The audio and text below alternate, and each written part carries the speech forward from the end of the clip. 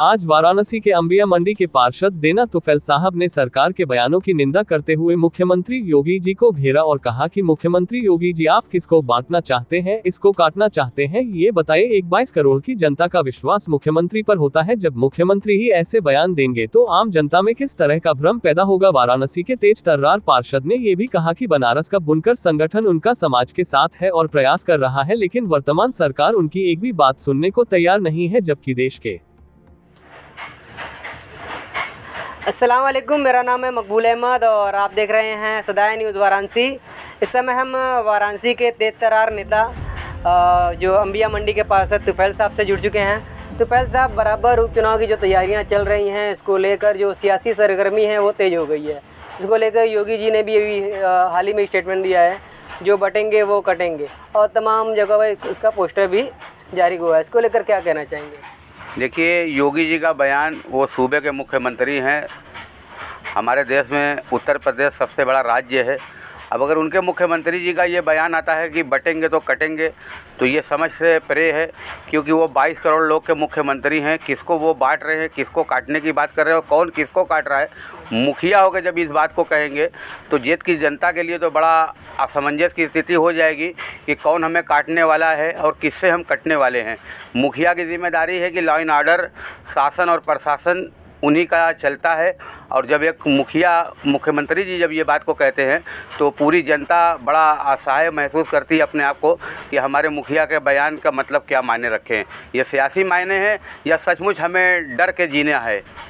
तो क्या लगता है इसमें विशेष समुदाय को टारगेट किया गया है बैंक? नहीं, कोई समुदाय को टारगेट नहीं किया गया है। जनता को वो बताते हैं ना कि भाई हिंदू एक हो जाइए, मुसलमान को अलग करना चाहते हैं। यही काम ओवैसी जी भी करते हैं कि मुसलमान अलग हो जाइए, हिंदू को अलग करना चाहते हैं। सियासत के अंदर ये ऐसा नहीं होना चाहिए, ये दुर्भाग्य है। इसलिए दुर्भाग्य है कि ये अमन व अमन का शहर है, देश है, यहाँ अमन पसंद लोग रहते हैं।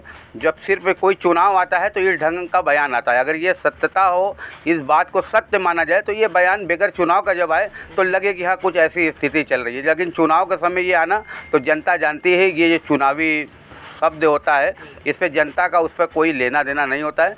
सियासी लोग देखते हैं अपना तीर चला करके कि हमारा निशाना कितना चूक है या चूक है, इसीलिए ऐसा कुछ बयान आता है। तो ऐसे में आज के दौर में जहाँ बेतहाशा महंगाई है, तमाम मुद्दे हैं, उन पर बात होनी चाहिए, लेकिन जहाँ सूबे के मुख्यमंत्री ऐसी बात करते हैं। अब ये तो देश की जनता को देखना है ना कि हम अपना जिम्मेदार जिसको देते हैं, अपनी पूंजी जिसको अपना मालिक बनाते हैं, वो हमारे लिए क्या करते हैं। क्या हमें लॉलीपॉप पर अपनी ज़िंदगी काटना है या रोज़मर्रे पे ज़िंदगी काटना है।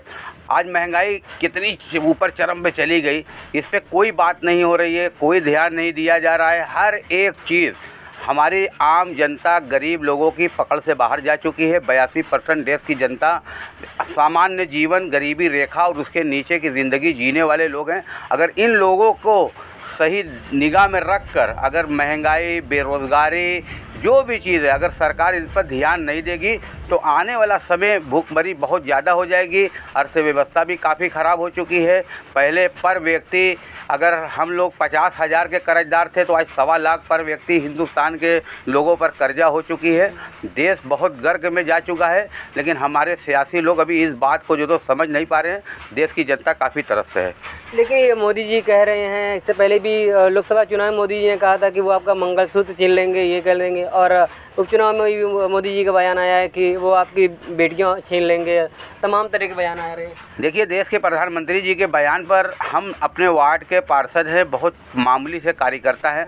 अब देश के प्रधानमंत्री जी के बयान पर हम अपनी कोई प्रतिक्रिया क्या करें। लेकिन देश के प्रधानमंत्री जी जो है वो सारे लोगों के प्रधानमंत्री हैं। सबका साथ सबका विकास का उनका नारा है। उनका अपना बयान, पता नहीं क्या बयान उन कहाँ से लाते हैं, कहाँ से करते हैं, उनके बयान पर हमारी कोई प्रतिक्रिया नहीं है। तो ऐसे में देखा जाए तो तमाम मुद्दे हैं। इससे आप देख रहे हैं कि यूपीएससी की जो प्रयागराज में छात्रों का प्रोटेस्ट चल रहा है, इसको लेकर ओम प्रकाश राजभर जी ने कहा है कि ये एक सियासी प्रोटेस्ट है, सियासी आंदोलन है। देखिए, ओम प्रकाश राजभर जी के पास बहुत सारा पाला है। कोई कहता है कि इस पाले से उस पाले चले जाएंगे, और ओम प्रकाश राजभर जी के पास बहुत सारे लकीरें उन्होंने खींच रखी है, बहुत सारा पाला बना के रखा है। कभी इस पाले में रहते हैं, उस पाले में रहते हैं, कभी अपने मुफाद के लिए जो आदमी सियासत के अंदर जनता की हित की बात ना करे, अपने फ़ायदे के लिए खाली सियासत करे, तो इन लोगों के बयान पर कोई बहुत तवज्जो नहीं देनी चाहिए।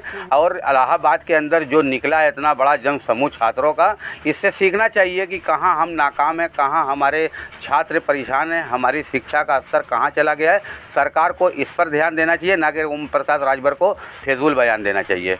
तो ऐसे में सरकार तो बराबर वादा करती रही है अल्पसंख्यक समुदाय और तमाम, और उसी बीच बुनकरों का जो रोज़गार है काफ़ी पावर लूम बन पड़े हैं और कबाड़ के भाव बेच रहे हैं, और इसको लेकर बराबर स्टेटमेंट लोगों का आ रहा है कि बनारस में गुजराती मॉडल का कब्जा है। किस तरह से देखते हैं? देखिए, सरकार जो बयान देती है वो तो मान लीजिए अपने हिसाब से सरकार का हमेशा बयान आता रहता है, लेकिन अब बयानबाजी से देश के लोगों का काम नहीं चलेगा, ना जनता का पेट भरेगा। जो काम जो ज़रूरी है जनता के हित में, देश के हित में, रोज़गार के हित में, बुनकरों के लिए, उस काम को करना चाहिए, ना कि सियासी बयान पे जो तो समय को काटना चाहिए। आज बहुत स्थिति दयनीय हो चुकी है, बहुत बुनकर पलायन कर कर गुजरात से आ चुके हैं। तो गुजरात मॉडल का मतलब क्या है भाई? हमारे बनारस के लोग गुजरात में जाके वहाँ पे अपनी मजदूरी कर रहे हैं, तो गुजराती मॉडल में वो खुद ही वहाँ जाके ढल गए। और यहाँ पर भी जो फ़िलहाल जो प्लानिंग चल रही है कि गुजरातियों को बढ़ावा दिया जाए, भाई बढ़ावा दिया जाए लेकिन रोज़गार को बढ़ाया जाए। कोई ना कोई उद्योगपति होता है, बिजनेसमैन होता है, वो आके अपनी फैक्ट्री लगाता है, प्लांट करता है, वो सब अच्छी चीज़ें हैं। कोई मुखिया होगा लेकिन उससे खुशहाली हो, रोज़गार बढ़े, परेशानी दूर हो, बेरोज़गारी दूर हो, इसके लिए सरकार को ध्यान देना चाहिए। सरकार का फोकस इस पे होना चाहिए। ये बुनकारी कोई हिंदू या मुसलमान की बुनकारी नहीं है, बुनकारी सबकी है। यहाँ ताने बाने का साथ है, लोग मिलजुल के काम करते हैं। बुनकारी पूरे बनारस से देश और दुनिया में पहचान है। इसको, इस सनत को बचाए रखने के लिए सरकार की भी जिम्मेदारी है कि इस पर किस ढंग से काम करे सरकार, इस सनत को बचाया जा सके। मोदी जी कह रहे हैं कि प्रधानमंत्री यहाँ पे आते हैं, हर महीने 2 महीने में आते हैं, करोड़ों की सौगात देते हैं। हर 15 दिन में योगी जी आते हैं और कहते हैं कि हमने काशी को पर्यटक स्थल बनाया है और यहाँ लोग आ रहे हैं, अलग अलग शहरों से, देशों से आ रहे हैं। देखिए, कारोबार बढ़ा है। काशी प्राचीन शहर है और धार्मिक स्थल हमेशा रहा है। मोदी जी के आने से कुछ सुंदरता मंदिरों की बढ़ी है और पर्यटक भी बढ़े हैं, जो कि दर्शनार्थी के तौर पर बढ़े हैं, ना कि कोई टूरिस्ट वो नहीं है कि जो यहाँ आते हैं। जैसा कि प्रधानमंत्री जी ने, इससे पहले भी हमने एक बार कहा था कि प्रधानमंत्री जी जब कश्मीर में गए थे, दौरा किए थे, तो वहाँ पे उन्होंने कहा था कि यहाँ कश्मीर में आइए, आप यहाँ रहिए, ठहरिए, यहाँ का सामान खरीदिए, यहाँ का लोग खुशहाल रहें। तो प्रधानमंत्री जी जो कहते हैं तो जनता देश की उनकी बात सुनती ही मानती है। अगर प्रधानमंत्री जी अपने संसदीय क्षेत्र बनारस के लिए अगर ये कहते हैं तो बनारस में हमें नहीं लगता कि बेरोज़गारी जो तो तब रह जाएगी। बेरोज़गारी दूर होगी, लोग खुशहाल होंगे और प्रधानमंत्री जी की बात लोग सुनते मानते हैं। जब बनारस में इतने यात्री टूरिस्ट आते हैं तो बताएं कि भाई बनारस में जब आ जाते हैं, आप जाते हैं तो बनारसी साड़ियाँ ज़रूर खरीदिए, बनारस का कपड़ा ज़रूर लीजिए। बनारस की पहचान सौगात के रूप में, जैसे हम प्रसाद के रूप में लेके जाते हैं ना कहीं धार्मिक स्थल पे जाते हैं, तो धार्मिक स्थल पे आप आते हैं तो हमारा मीठा या गंगा जल ही सिर्फ प्रसाद नहीं है। हम एक गिफ्ट के तौर पर, एक सौगात के तौर पर हम यहाँ की साड़ी कपड़ा जो भी लेंगे तो यहाँ की अपने आप जो मंदी है दूर हो जाएगी। देश 140 करोड़ का है, रोज़ लाखों लाख लोग आते हैं। अगर पर हेड एक साड़ी भी कोई ख़रीदेगा तो न जाने कितनी लाख साड़ियाँ रोज़ बिक जाएंगी और अपने आप बनारस के अंदर जो है तो खुशहाली आ जाएगी, मंदी दूर हो जाएगी। प्रधानमंत्री के संसदीय क्षेत्र वाराणसी में के कज़ाकपुरा से अपडेट आ रही है कि बराबर वहाँ पे विद्युत विभाग द्वारा अलग अलग जुर्माना लिया जा रहा है। यानी 2023 से लोगों का ओवरलोड दिखाया जा रहा है और जुर्माना लिया है। कितना सही मानते हैं इसको? देखिए, बिजली विभाग बहुत करप्ट हो चुका है और बुनकर जो पावर लूम बुनकर हैं या बुनकारी करने वाले जो भी लोग हैं, उनकी भी लीडरशिप सही नहीं हो पाती है। सब परेशान रहते हैं, उनको बहुत दिक्कत होती है। जब कज़ाकपुरा जाते हैं तो लगता नहीं कि एक कंज्यूमर गया है, जैसा लगता है कि कोई चोरी करके कोई आदमी अपने अधिकारी के पास गया है और ऐसे हाथ बांधे खड़ा हुआ है और किस तरह से उनकी बख्शिश उनको दे करके किस तरह उनको मतलब बरी कर दिया जाए। हर आदमी बहुत तरसते है और हमारे बुनकरों के लिए, हमें तो बहुत आइडिया जानकारी नहीं है इस बारे में, लेकिन बुनकरों के लिए हमारे संगठन, हमारे समाज के लोगों ने बहुत सारी लड़ाइयाँ लड़ी हैं और सारा सब कुछ करने के बाद भी सरकार इस पे बहुत ध्यान नहीं दी है, जिसको लेकर के बुनकरों की समस्या का अभी कोई समाधान नहीं हुआ है। बिजली विभाग में हम हमेशा देखते हैं कि तमाम लोग 100 में 90 लोग परेशान रहते हैं और अंडर टेबल काम किया जाता है, ना कि कागज़ पर, बल्कि जो पैसा अंडर टेबल लगेगा वो जो तो समझ लो बरी हो जाएगा।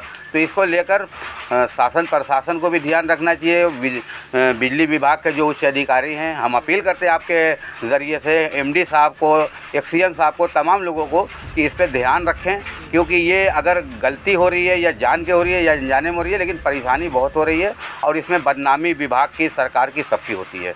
ऐसे में तुफैल साहब इसको लेकर किस तरह की पहल होनी चाहिए, क्योंकि कई संगठन हैं, बुनकरों का 7-8 संगठन है, लेकिन जब बुनकर परेशान होता है तो जिस तरह शोषण हो रहा है तो अगर से जुर्माना लग रहा है वो भी दे देता है, सवाल नहीं करता है बुनकर, ऐसा क्यों? नहीं, सवाल का मतलब कि सही लीडरशिप नहीं अब मिल पा रही है ना। अगर कोई समाज के अंदर अगर जिम्मेदारी ले ले अलग अलग से कि भाई एक मोहल्ले में या एक वार्ड में हर जगह लोग रहते हैं, कार्यकर्ता रहते हैं, शौक़ होता है, सोशल वर्कर होते हैं, समाज की खिदमत करने वाले लोग होते हैं, तो कहीं ना कहीं हमारे ज़िम्मेदार लोग किसी ना किसी को जिम्मेदारी दे देगी, भाई देखो अगर इन लोगों का कोई रहेगा तो इनसे मिलना, इनके साथ जाके काम कराना। उनके पीछे जब बैकिंग रहेगी ना तो कोई अधिकारी की हैसियत नहीं है कि किसी से मनमाना कर लें, क्योंकि कोई आदमी जाता है कंज्यूमर, वो खुदे परेशान है, उनकी कोई सुनने वाला नहीं है, वो कोई दूसरा उनको मिलता है, कहते भाई हम भी परेशान हैं, तो दो परेशानी मिल के परेशान लोग के क्या अपनी आसानी करेंगे। इसके लिए समाज में, चाहे मोहल्ले स्तर पर, वार्ड स्तर पर, समाज में कोई ना कोई कार्य होना चाहिए, जिम्मेदारी लेनी पड़ेगी, तभी जाके कहीं ना कहीं ये रास्ता, ये एक समझ लीजिए कि लड़ाई का रूप बन गया है। जो ढंग से ये मामला चल रहा है ना, अगर इस पे जो तो कहीं रोक नहीं की गई तो आने वाला समय जो है तो हमें, हमारी पीढ़ी भी माफ़ नहीं करेगी। ऐसे में तुफैल साहब कि जिस तरह से महंगाई बढ़ी है और अभी स्कूल और कॉलेजों का निजीकरण भी हो रहा है, ऐसे में जो डॉक्टरों का है बराबर फीस बढ़ाना और तमाम चीज़ें जो चल रही है, किसी भी डॉक्टर के पास जाइए तो वो पहले जांच लिख देता है, ऐसा क्यों होता है? देखिए, यहाँ पे डॉक्टरों पर आपने सवाल कर लिया, ये बात बहुत दिनों से चल रही है। बहुत सारी जगह जाना होता है, एक क्षेत्र के जनप्रतिनिधि होने के नाते बहुत सारे असहाय लोग आते हैं। बीमारी किसी से कहे के तो आती नहीं है कि भाई हमें बीमारी आने वाली है। शादी ब्याह का होता है तो वो एक डेट फिक्स होती है, आदमी तैयार रहता है, तैयारी करता है उसकी। अब बीमारी जब आ जाती है, जब कोई प्राइवेट नर्सिंग होम में चले जाइए, किसी डॉक्टर के पास चले जाइए, तो मतलब हमें कहने में बड़ा आश्चर्य हो रहा है कि मतलब जो हमें लगता नहीं कि हम किसी डॉक्टर के आए हैं। डॉक्टर को एक दूसरे रूप में उनको जीवन रक्षक भी कहा जाता है, सर्वाइव करते हैं, ये कहा जाता है कि भाई ये अभी हम में सांस चल रही है, जो अभी हमारी देख रेख में हमारे मेन सरपरस्त और जिम्मेदारी ये डॉक्टर है। अब डॉक्टर जाने के बाद, डॉक्टर के बाद मरीज़ जो पेशेंट है वो तो अधमरा पहले से, लेकिन उनके यहाँ जब जाने के बाद जैसे लगता है उनके परिवार के लोग अधमरे हो जाते हैं। जब उनका बताते हैं कि ये जांच करा लीजिए, वो करा लीजिए। अभी देखिए हाल ही में एक मीनार में एक वो हुई है, दिलशाद आलम नाम है, जानकारी हुई कि कोई नर्सिंग होम में उनको एडमिट किए थे, 20 घंटे में 2 लाख रुपया उन्होंने ले लिया। 20 घंटे में 2 लाख रुपया। कल वो परिवार के गार्जियन से हमारी बात हो रही थी, बताया कि 20 घंटा वहाँ एडमिट थे, 2 लाख रुपया 20 घंटा में लेने के बाद डेड बॉडी हम लेकर घर पे आए। तो कहाँ किससे कहा जाए, इस पर सरकार अगर ध्यान नहीं देगी तो समझ लीजिए आने वाले समय में ये डॉक्टरी नहीं डकैती है। ठीक है, बहुत अच्छा लगा बात करके। हम बात कर रहे थे तुफैल साहब से, जो कि अंबिया मंडी के पार्षद हैं। और आप सभी को स्क्रीन पर एक उम्रा का पोस्टर दिखता होगा, हज उम्रा पैकेज के लिए संपर्क करें। और किसी को पासपोर्ट ही बनवाना है, स्क्रीन पर दिए गए पोस्टर को पर संपर्क कर सकते हैं। मिलते हैं अगली अपडेट में। सदाए न्यूज़ चैनल पर नए हैं तो चैनल को लाइक करें, सब्सक्राइब करें और दोस्तों में शेयर ज़रूर करें।